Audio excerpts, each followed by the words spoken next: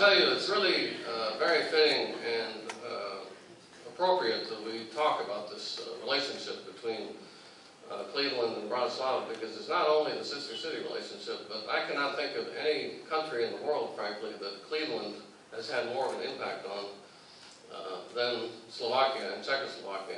And to explain that, I want to talk a little bit about the history. When in the late 19th century, when the dual monarchy evolved with the Austro-Hungarian Empire, you know, life was very tough in Slovakia, and there's high unemployment.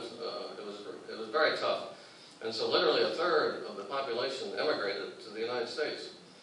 And many, of course, here, as Dr. Curry mentioned, there are about 100,000. I think this is the second largest Slovak population in the United States. I think the largest is in Pittsburgh. But they're great work, they're hard workers wherever they go. They went in the 19th century. But above all, they tasted freedom for the first time in their lives. When they got here, they're able to vote, they're able to raise a family and enjoy the rule of law.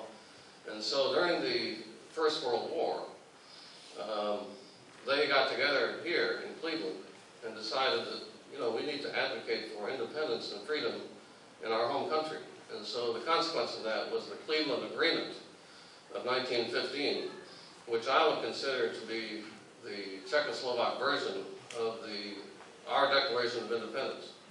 The first line of the Cleveland Agreement states, independence for the Czech lands and Slovakia. And I think it's significant that they mentioned Slovakia as a separate country, which looked ahead to Slovakia finally gaining its own independence.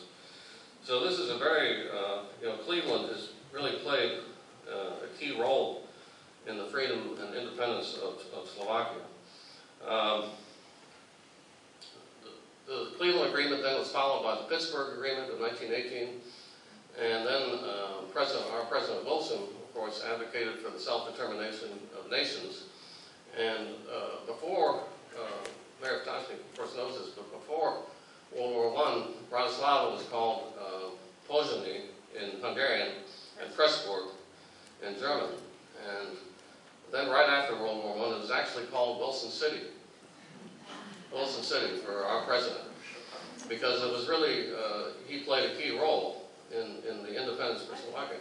I like to tell this story because not many people, we like to remind the Slovaks that we were with them, you know, trying to get them into the European Union, NATO.